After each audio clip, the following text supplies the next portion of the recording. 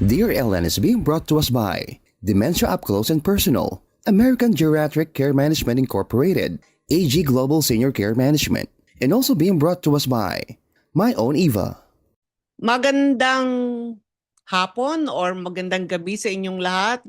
Good evening to all our listeners. Welcome back to the Dear Ellen, where we bring you the real, the raw, and often painful truths about dementia.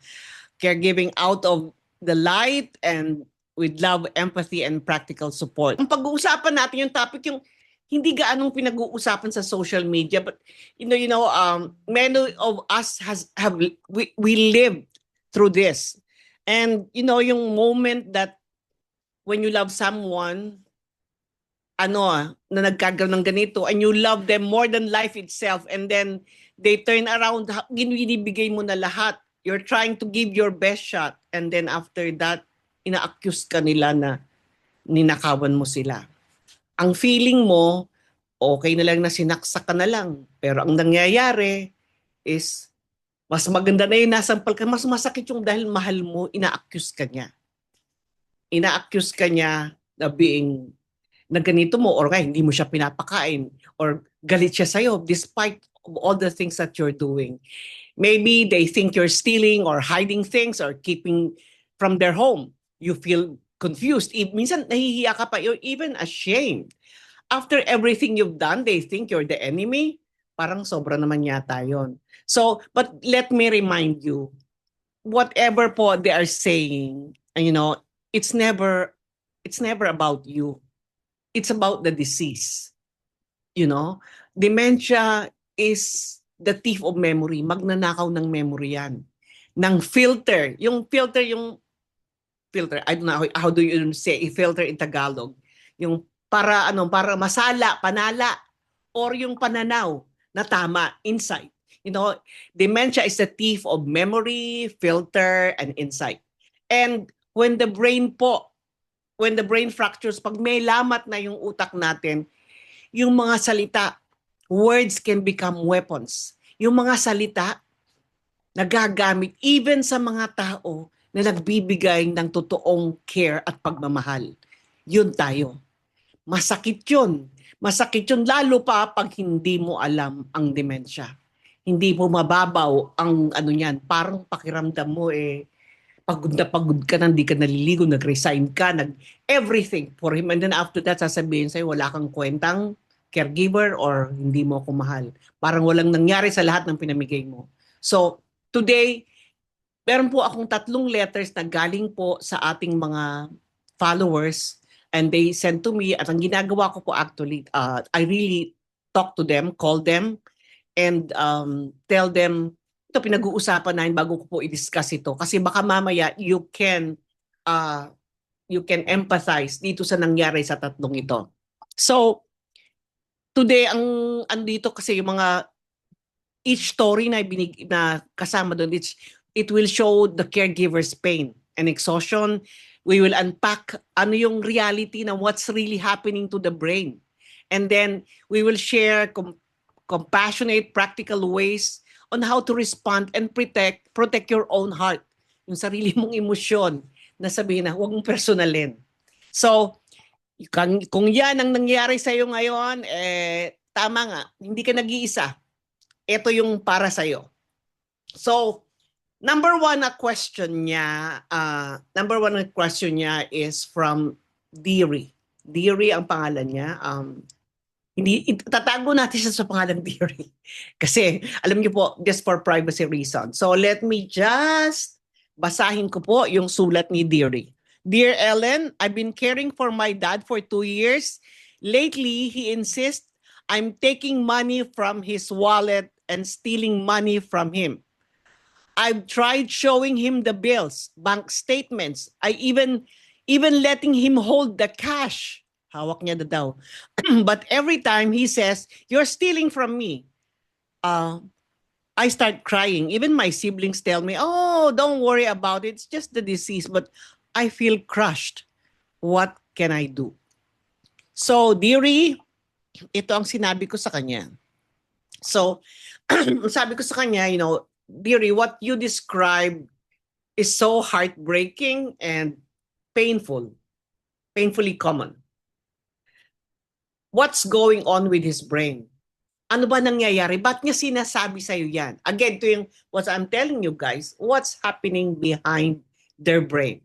When dementia affects the prefrontal complex po, yung reasoning center natin, yung nagbibigay ng dahilan kung ba't natin ginagawa ang mga bagay-bagay sa buhay, yung ability, the ability to weigh evidence and trust experiences deteriorates. So yung nawawala na yung paano mo babalansin yung ebidensya at yung trust sa experiences mo. That part that checks reality, sira na. Hindi niya na malaman. Kaya kahit anong ipakita mo sa kanya, ito yung bank statement, o tignan mo, o ito nga, ginayon, di ba kasama pa kita kahapon? Di ba naalala mo? Hindi po pwede po sabihin niyo. Di ba naalala mo? Di ba magkasama pa nga tayo? Hindi na nga eh. Wala nang short-term memory. Wala pang filter. Wala pa. Hindi na nila. Yung prefrontal cortex, busted na. Yan ang nagsasabing, tama ito, mali ito. Wala na. So, he's not lying. Nung sinasabi mo na nagsisinungaling si Papa, hindi naman totoo, binigay ko yung ganito eh. No. Sa kanya yun ang realidad niya kasi nga wala na yung kanyang filter sa ulo. Nawala na eh. Naniniwala siya doon sa theft, doon sa pagnanakaw. In his mind, you are truly taking his money. You know? So, how do you respond with that? With grace? Ang sabi ko kay Deary is, ang sabi ko, alam mo Deary, you just have to stay grounded in compassion. Sabi mo sarili mo, I understand. It feels something like it's missing. This must be crazy. But show you are on his side. Ang mong sasabihin na, hindi totoo yan. Hindi totoo. Makikipag-away ka, mumurahin mo siya. Sa kanya, totoo yun eh. Sa'yo rin totoo. Pero sino ang buo ang utak? Ikaw, di ba? You're the one who has an intact brain and who has a functioning prefrontal cortex. So, alam mo na yon. So, what do? What you just do? Sakyan mo, sabi mo, oo nga, no? Kung ako ngayon natatakot ka, sige, ayusin natin. Or sometimes, wag ka na lang makipag-away. Kasi, I already explained now what happened to the brain. Kaya ikaw ay pinagbibintangan niya. Sometimes, mahirap gawin. But shrug off your shoulders. Talagang ganun. Yung sister ko nga, siya nga nagregalo nung Michael Kors Bling Bling watch sa tita ko. And then after that, sabi niya, yan, yung babaeng yan ang nagnakaw ng relo ko. Sabi ng sister ko, ba't ko na nakawin? Ako nga nagregalo. Alam mo yun, tatawa na lang kami kasi we both know. So, ako na lang yung nag-good cup, bad cup. Sabi ko, talaga? Ninakaw niya? O sige, hanapin nga natin saan niya nilagay. Sakyan mo na lang. So, stay grounded in compassion. Maawa ka, huwag mo awayin. Number 2, normalize the experience. Sometimes, dementia makes our brains think that things are not there. Minsan, alam natin wala, pero andyan sa totoo lang naman, ginawa mo kasi, tinago niya sa ilalim ng kung saan-saan, tapos hindi niya na maalala. Tapos, meron ako dating alaga na pasyente, sabi niya, ninanakaw nila ang tissue paper ko. Sabi niya, ninanakaw nila ang tissue paper ko.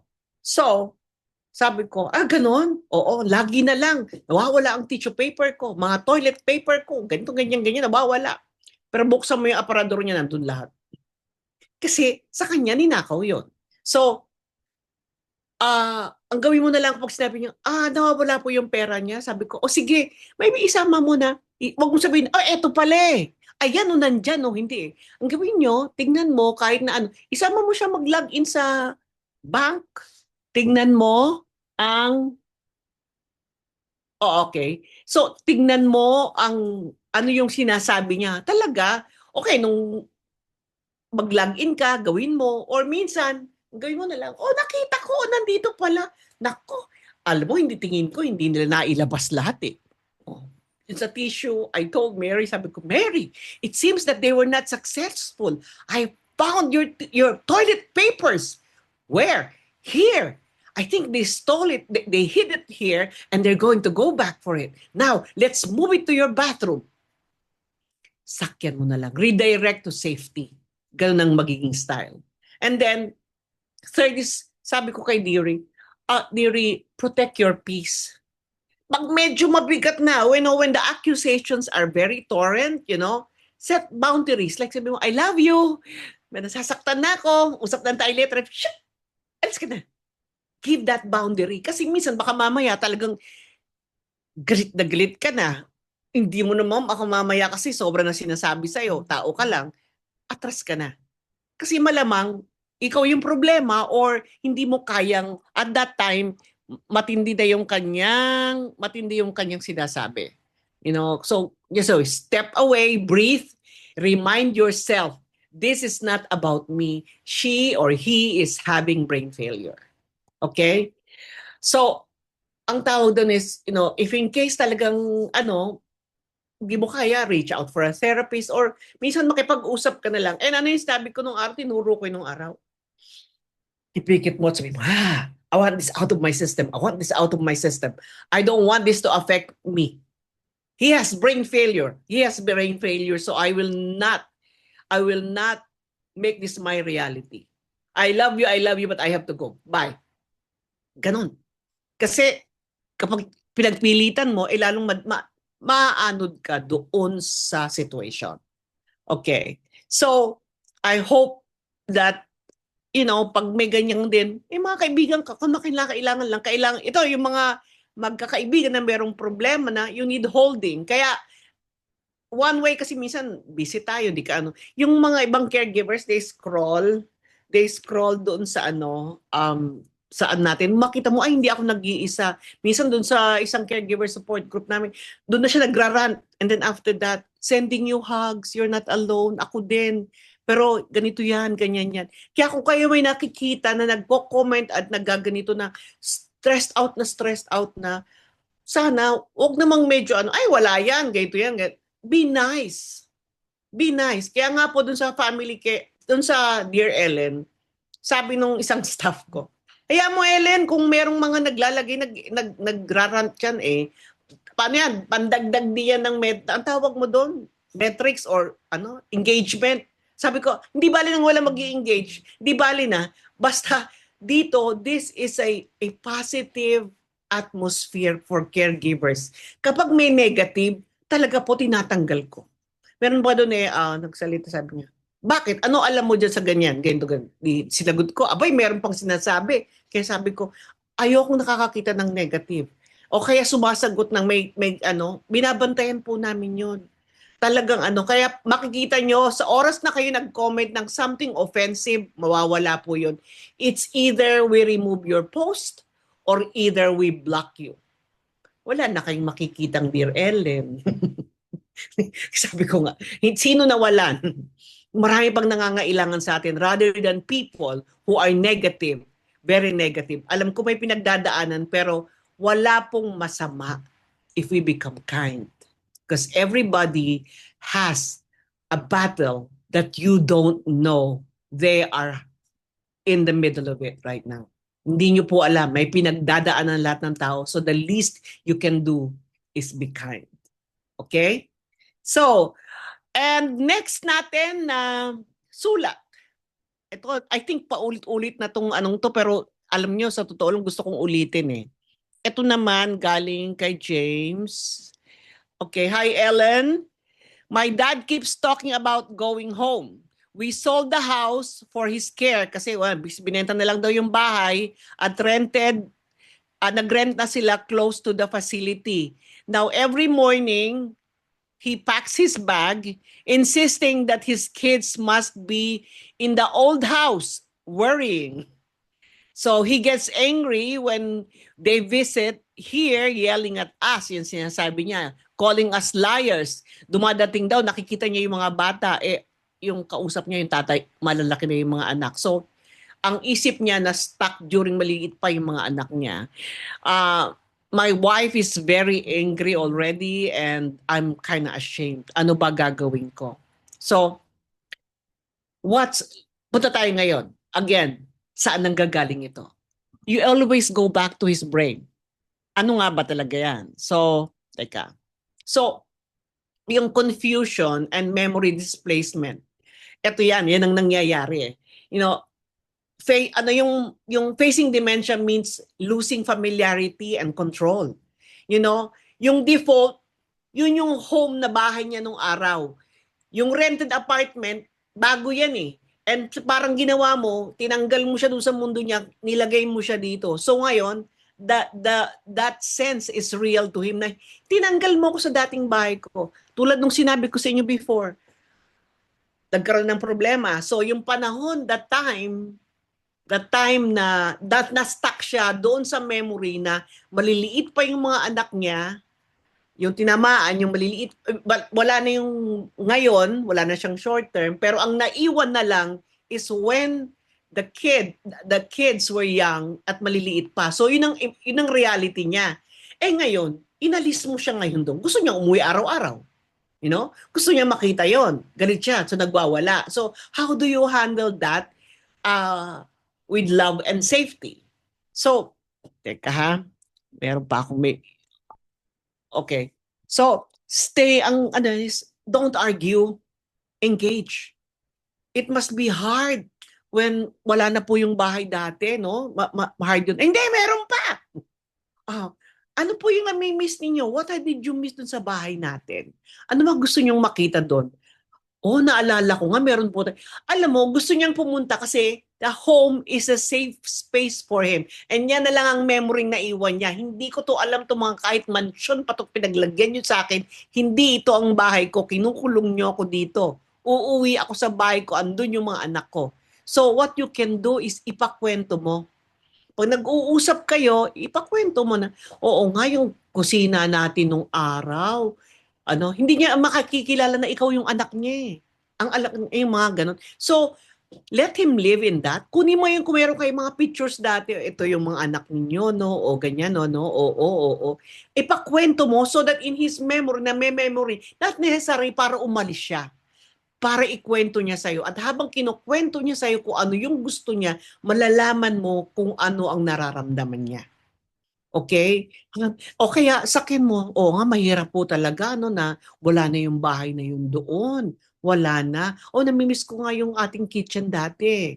So, ang tanong mo, i-redefine mo yung home together on their terms. What do I mean by that? I would love to see that old house again. Tell me about the garden. Ano nga ba yun? Tell me about the kitchen. Parang ganun ang dapat nating sabihin sa kanila.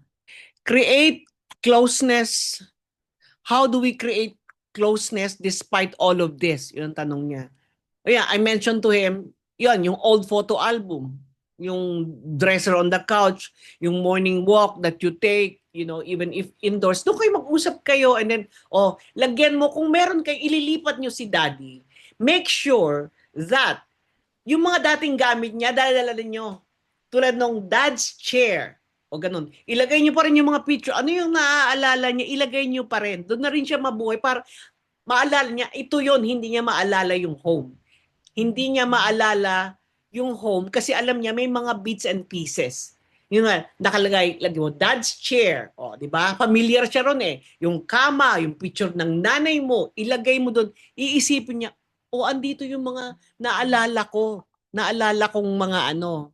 And then, I also mentioned na you have to care for yourself, Yung constant repetition na yan na ginagawa is nakaka-exhaust yan. If ulit-ulit. So, schedule yung mga minsan, umalis ka lang. Punta ka lang sa, yung mga neighborhood drop-in lang, yung mga tipong, makipagkwentuhan ka sa iba, minsan sasabihin mo, tapos meron din yung namang, kaya kung sakasakali naman na hindi siya nakatira sa inyo, dadaan ka, pupunta ka doon, drop in lang. Ito yung mantra ha. I show up, I love, I depart. Anong ibig sabihin nun? Nagpakita ako, pinakita kong mahal kita ngayon, ngayon alis na ako. Kasi pag hindi mo ginawa yon at hindi mo kaya, lalo na kapag bigyan mo ng space. Kaya kung sino yung kapatid ninyo, who's that kapatid who's taking care when you are there, paalisin nyo naman. Give them a break. Hindi yung tipong papasyal ka pagkatapos, o sige, alis na ako, para kang wala lang. Magpakita ka ng pagmamahal. But by also loving your sister or yung family who's taking care. Pag nandun ka, paalisin mo. Ayaw mong maglakwatsa lang sandali, maglabason. Sige, lumabas ka. Minsan sasabihin nila sa'yo, oh, hindi, okay lang ako. Sabi lang nila yun. Sabi lang nila yun. Kaya kung may mga kapatid kayo na sila ang nag-aalaga sa nanay at tatay ninyo, mahalin nyo yung mga yon. Dahil meron kayong matinong buhay at hindi ganun ang stress nyo masyado because you have people saving the day. In fact, I will be coming up with a song na tungkol dyan, na lalabas tungkol dyan sa mga caregivers na pag nagtanong ka na, kumusta si mami? Tanungin mo naman ako kung okay din ako. Meron po akong ilalabas na song na ganyan. Hindi lang po umabot ngayon. But abangan nyo po. Ito yung para sa mga caregivers, family caregivers, na pag kinumusta nyo sila, kumustahin nyo rin. Kinusta nyo si nanay at tatay, kumustahin nyo rin naman sila. Yung mga nag-aalaga, yung mga mahal nyo sa buhay na tinatanong yung mahal sa buhay. Kasi family rin naman sila. Okay? So, with the story of yung constant repetition, yung home, just make sure lang that you just live in their reality. Naiintindihan nyo na ngayon. And remember, I kept always saying, home is comfort. Hindi dahil sa lugar yan. Posible, dapat interpret ninyo, it's not just, when I say home, it's not because I want to go home. I want something to comfort me. Home is comfort. So sometimes when they ask, I want to go home because they want stability. They want to feel comfortable. That's why they say home. Mansan kasi, of course, their language skills are is already the facility, the part of that brain processing that is already gone, busted na rin siya. So instead na sabihin nilang masakit or ganito, I want home. Home, I want comfort. There's something they want to address. And sometimes the hold of a hand and tell me about it and understanding, looking in the eye. Ano po yung tungkol sa home? Meron po ba kayong masakit? Baka naman gusto lang nila ng lambing, hindi lang nila masabi sa inyo. Yung isang question, nahanap ko sa aking computer. Kanino ba ito? Oh, ito. Galing kay Gina Lynn. Gina Lynn. From the Philippines to, no? Ito yan. Sabi niya, hi po, Ma'am Ellen. Good evening po. My mother-in-law has dementia. She can't recognize anyone. She's often angry at me and says her brother is here, even though he passed years ago. He does not sleep, stays in bed, yells a lot, throws things at me, won't let me change her diaper, and insists that we spoil her. Hirap na po ako at hindi tumutulong ang mga kapatid ko. Unang-una sabi ko kay Gina Lynn, pag ikaw nakipag-usap sa matanda, paitan natin yung diaper mo. Pag ako yung matanda, magagalit ako. Alam mo kung bakit? Huwag mong tawaging diaper. Kasi pang baby yun eh, ayaw nila nun. Sabihin mo pull-ups o panty. Tawagin mo siyang panty. Huwag mong sasabihin na diaper kasi yung diaper pang baby. Kahit dun sa mga nag-aalaga po sa mga OFW caregivers natin, do not use the word diapers. We call it here, abroad is pull-ups or panties. Call it panties kasi that's the more dignified way. Pag sinabi mong, let's get your diapers, yung diapers pang bata yun, pang baby yun. And they don't want you treating them like babies. So make sure no use of diapers when you're dealing with adults. Okay? So medyo mabigat tong issue ni kasi how do you call this, violent, nagtatapon. So again, let's go back what's happening to her brain. So yung hallucination niya, tsaka yung misconceptions niya from the dementia, tsaka yung dementia, actually is an impact coming from the temporal and occipital lobes. Ito yung mga nagsisense yung sense and memory areas ng brain natin. So, yung may dementia cannot literally connect who we are and where she is, anong time na wala na yung kanilang circadian rhythm, hindi na alam kung umaga, gabi. So, yung frustration niya is takot. So ngayon, kaya minsan pag dumadating like may nakita sila, hindi mo alam, hindi nila pwede sabihin, natatakot ako, hindi. Ma-manifest na lang yan. Ma-manifest na lang. So, what can we do? What can we do? Dahil meron nang problema sa isip. So, how do you lean in and how do you show up with a loved one na ganyan? Okay, number one, sabihin mo na lang ang mangyari dyan is empathize her confusion. Mommy, you're upset. Sige po. Are you confused po? Oo. Like, you're being, yung bang kampihan mo siya, siguro nga, galit ka ba, mami? Sige, sigawin natin to.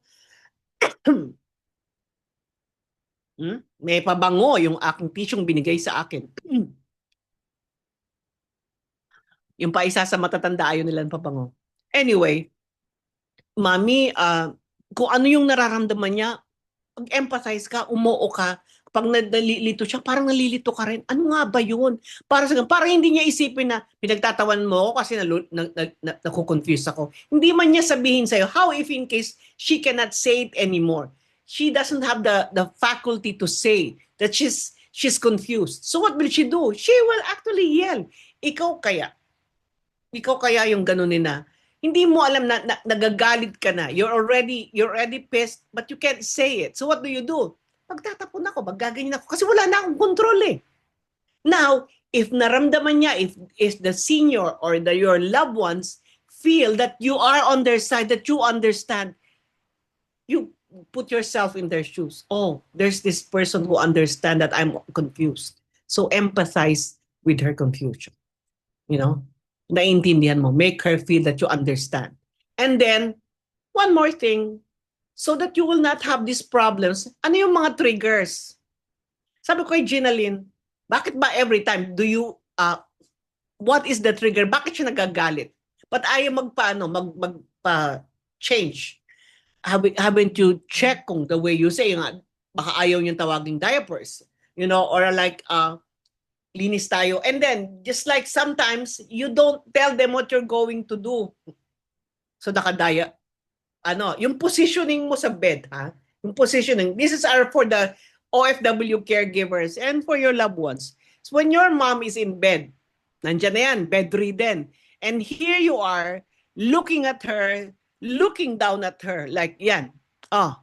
Papaitan ko na lang, ibigla mo na lang. Alisin ko yan, ha? Ganun.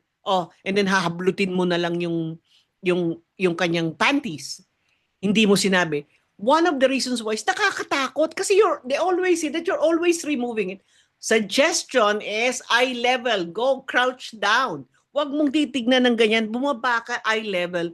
Hawakan mo yung kamay, hand under hand, and you say, Mommy, it's time that we can change the panties now because you're going to go, I'm going to tuck you in bed. It needs to be changed. Eye level. Because if you tell that you are ordering her that you're telling her, you are not asking her. You are already parang ordering her that she has to with you. So, sundin mo yung gagawin ko, ha? So what you do, eye level, crouch down low, parehas tayo, I'm looking like, Mommy, hawa mo yung kamay. It's time. And then after that, hold the hand and put her hand where you're going to touch her. Because she doesn't know anymore, but she still has herself. So when your hand, sometimes ang lamig-lamig ng kamay mo, you have cold hands, and you're going to touch them there, hey, syempre, you get startled. And then after that, no, I don't want to. So make sure that when you hold a senior, make sure your hands are not cold. They have very, very little skin, thin skin, and no fats and no that to give them warmth. So make sure always. And then hold their hand, eye level, and then bring their hand to where you're going to touch them while telling them, okay, let's remove this. So they don't feel violated. Maraming caregivers ang guilty dyan. They just like, oh, I need to remove this. I need to remove that. The next time, and you keep on repeating that, oh, the next time, they're gonna throw you out. Magwawala yan. Diba? So, and then, remove mirrors. Ayan na naman. I mentioned that. That has a lot of views, na when you give them showers, alisin mo yung, takpan mo yung mirror kasi they didn't realize that it is them who's in the mirror because they think of themselves. Where is their memory stuck? That's their idea of themselves. And then they look at the mirror and they see someone who looks so old and so ugly and with all the white hair. They're gonna say, and that person is naked. See? Okay, remove triggers. Check what are the triggers. Dim harsh lights. Sometimes the lights, especially at night kung matutulog na, i-dim mo. But when it's already you want them up, put the lights on. Special, or if in case they're having sundowning, it's important that you have lights, good lights. Okay? So to remove, why am I saying that? To remove shadows. Because shadows scare them. Okay? Yung mga calm down mo, light snacks, lagyan mo ng light snacks, maghaham ka, magandang music. Tapos usually, mga mali na, validate and don't correct. Pag sinasabi niya, yung brother ko nandito, your brother is here. Ganon, kasi sinabi niya, nandun yung brother niya. So, minsan, hindi mo rin masabi because the others are asking, it's about spirit, baka, he's in spirit. Or, he loved you very much. Or, I have him in my heart. Huwag mo nilang kontrahin. But don't say, he died a few years ago. And that's not a ghost. Hindi yan multo. It's hallucination coming from them, but you don't correct them. And respect her dignity also. Ask how she would like her panties done. Ano ba gusto mo? Mamaya na. Sige, mamaya na. Okay. Would you want me to get you fresh clothes? Hindi yung, I got fresh clothes, now you have to change. We have to change you. No, you don't do that. And then, again, always, also, kung gusto mo, let them do what they can still do. If they wanna check with yung diapers nila sinasabi, or the panties, andyan lang, kung baka gusto nilang sila gumawa, okay, you can have, gusto mong i-pull? Gusto mo? Ganon. Okay, and then, if fear spikes, guide them in a safe place. And then kapag kunwari, nagagalit siya, nagwawala siya, iwanan mo. Just make sure that they're safe.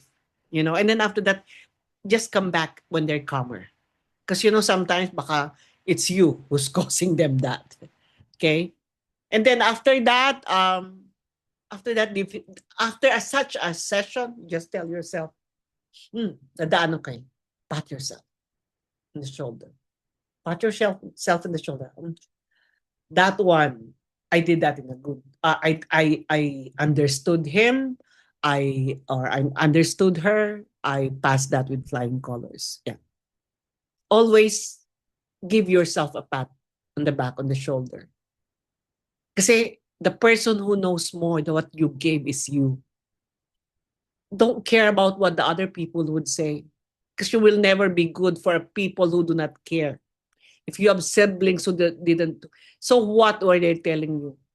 You know you did your best. Part of that also is that you tried to learn. You didn't stick it out to just what you know. Caregiving and every day in caregiving is a learning experience.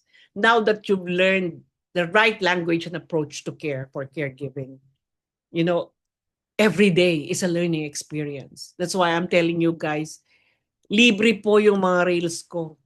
Panoorin nyo po, i-share ninyo sa ibang tao.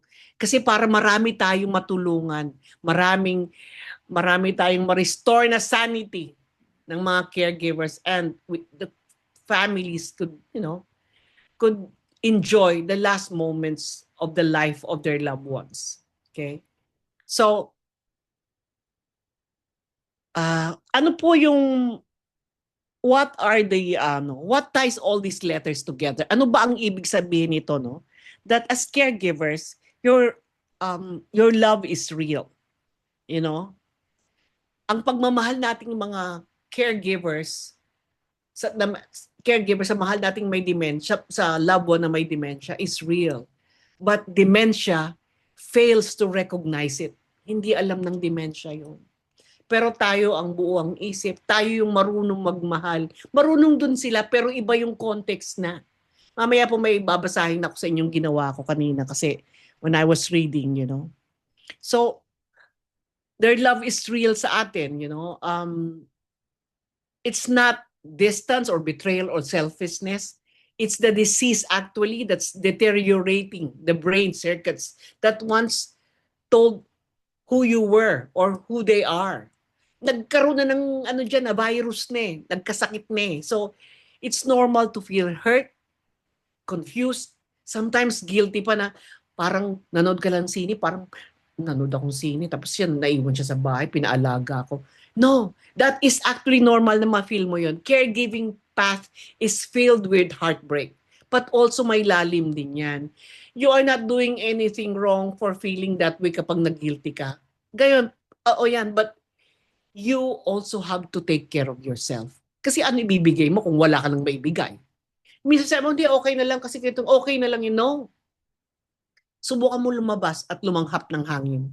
Subukan mo makipagkwentuhan sa kaibigan. Maramdaman mong buhay ka pa. Hindi lang yan. Pagbalik mo, the more ma-appreciate mo, the more energy you will have when you go back to your caregiving duty. So, you have also the power to respond loving boundaries. Tulad nun, yung I visited, I came, and labas na ako.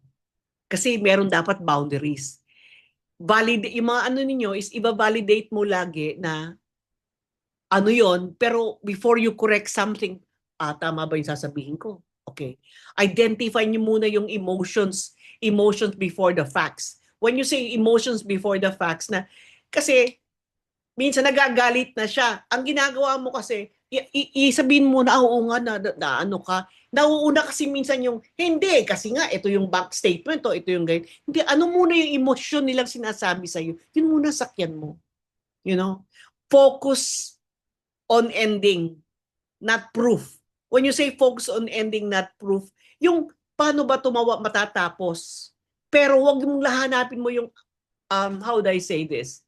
Lagi ka naglalagay ng pruweba. Hindi nga nila alam ang pruweba eh. Hindi nga, wala na, hindi na yan nagtatagdi sa isip. So, carve small recovery moments for yourself. Minsan, isang tuod ng TV, isang tingin sa Facebook, makipagkwentuhan sa kapatid. Ano yan?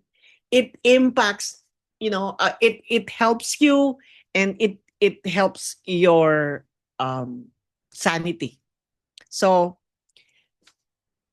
dito na lang, no? Let's talk about how these things, impacts you, mga caregivers. You face stress, fatigue. Several studies show that dementia caregivers have the highest rates of anxiety, depression, and hypertension. So, you carry the double guilt for staying and for leaving. So, you compare your hard days to other people's joys, then you feel isolated. Yan, talaga nararamdaman natin yan. If this sounds like you, ask for small help. Kahit na 1 hour a week lang. Find someone to vent. Even dun sa mga anonymous online, kaya nga merong mga groups may mga ganyan Schedule something for yourself. Walk, mag-phone call, and prayer. Prayer helps a lot. Prayer helps a lot. Kasi alam mo namang meron ka kasamang galing taas Hindi ka niiwan. Lagi gano'n. Tsaka siya naiintindihan niya lahat kung ano yung pinagdadaan. Alam ng Diyos ano ang puso mo. And actually confessing to Him will really mailabas lahat yan. Dito kasi minsan yung prayer sa kanila is because, thank you, and ganyan. Pero minsan, you have a father who you could confess everything. Pwede mong iiyak lahat, Tandaan nyo, yung mga small self-care, Hindi selfish yun na tinuruan mo sarili. It's essential for your survival. Because if you don't do it, mauuna ka pang matigok doon sa inaalagaan mo. Okay? So, closing natin, medyo mag-overtime tayong konti.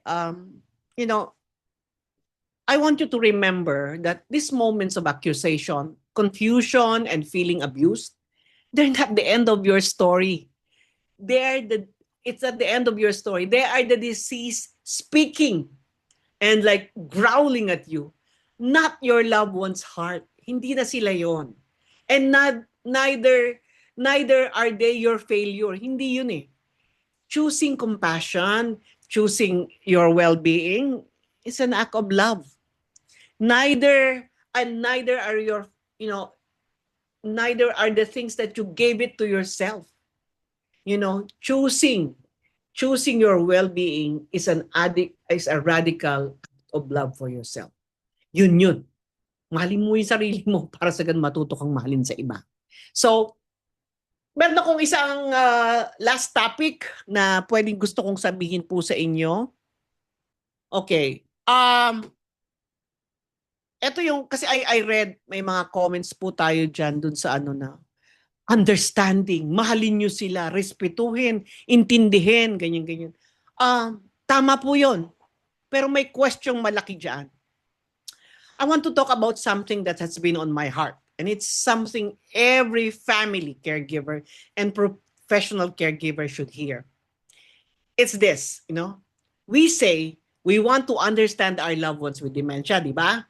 But how can we if we haven't learned ano yung language? Paano maintindihan kung hindi mo alam yung lingwahe?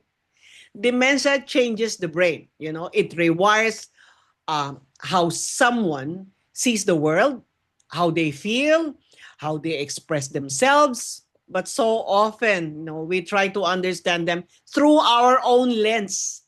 Yung sa tingin natin, iniintindi natin from our own lens, our own logic, our own sense of time, our expectations. And when we do that, we miss what they're truly saying. Kasi yung sarili natin, kasalanan ba natin yun? Kasi hindi natin naaral. Think of this like this, no? Para bang if you were dropped into a country where no one spoke your language, how would you communicate? Okay, maybe through your gestures or your facial expressions, you're repeating words or retreating to silence. Hindi ka lang magsasalita. So that's often how people with dementia will try to connect.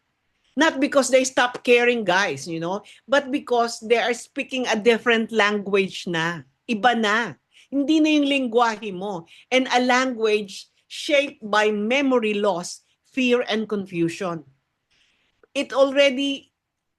Yung language iba na, but kasama doon yung deep emotion and the need for connection. They want to connect. Gusto nilang may sabihin sa iyo, pero hindi nila masabi. Parang ganun. Paano mo ngayon, when a loved one repeats the question 10 times, they might not remember that they ask it even once. Hindi nila maalala yon. And when they resist a bath or a meal or to change their panties, it's not an act of defiance. It could be fear or a feeling of overwhelm. And when they lash out at you, it's not often aggression, you know, but a cry for help in a world that they no longer recognize. So if we do not understand that, we will interpret their behavior through our reality. And that causes pain for you and sa kanila, for both sides. So what do you do? What do we do? We need to learn. We need to learn the science of dementia so we can decode or maintindihan natin yung behaviors na yan. We listen with curiosity instead of correction. We stop trying to bring them into our world and step into theirs. That's where the real compassion begins. Hindi yung salita lang na, oh, we have to be understand. Eh, paano mo nga maiintindihan kung hindi mo naman alam ang lengguwahe? So, because dementia may take words, may take away words and timelines, but it never takes away the need to be seen, heard, and loved. That's the reason why meron pong Dear Ellen, may dementia up close and personal. Tinuturo ko po yung tamang lingwahe at tamang approach. Hindi po ako nagtuturo ng gamot sa dementia. I always tell you that right is you go to your doctor. I am not a doctor, but I have specialized on the communication, on how to talk to them. And I live that truth. Ako at ang pamilya ko, yun po ang negosyo ko. Kaya nga po, humihingi ako ng tulong sa inyo. Yung mga nandito, we're not here. This is not, hindi ko po gustong sumikat. In fact, I'm a very private person. But I get happiness pag may natutulungan akong tao. Inihiling ko lang po na whatever you hear, ipagsabi ninyo. And please, the only way na may makinig sa atin, magkaroon ng impact ito, is for you. Naniniwala po ako na kayo ang makakapagtulong sa akin.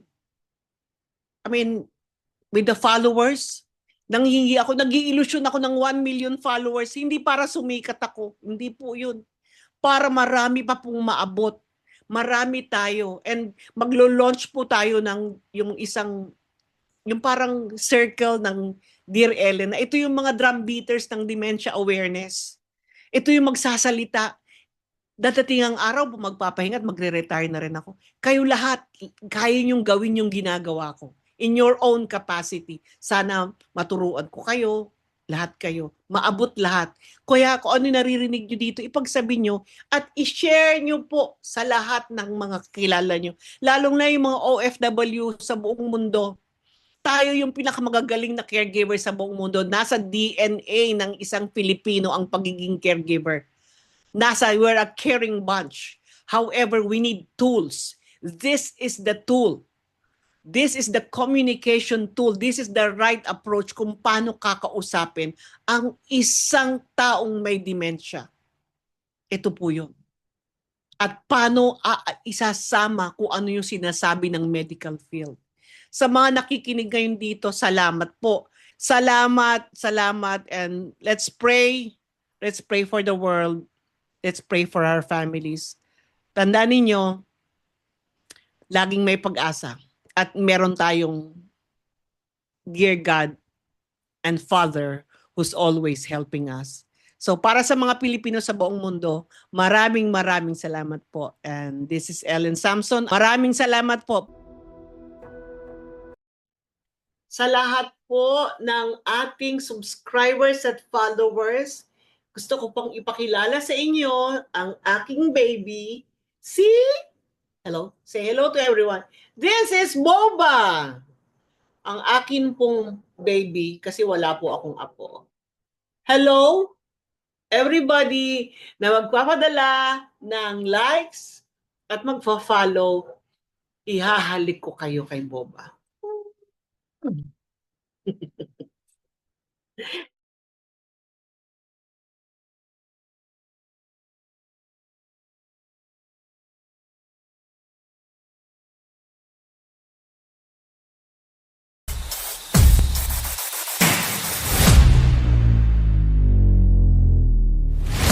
Dear Ellen is being brought to us by Dementia Up Close and Personal, American Geriatric Care Management Incorporated, AG Global Senior Care Management, and also being brought to us by My Own Eva.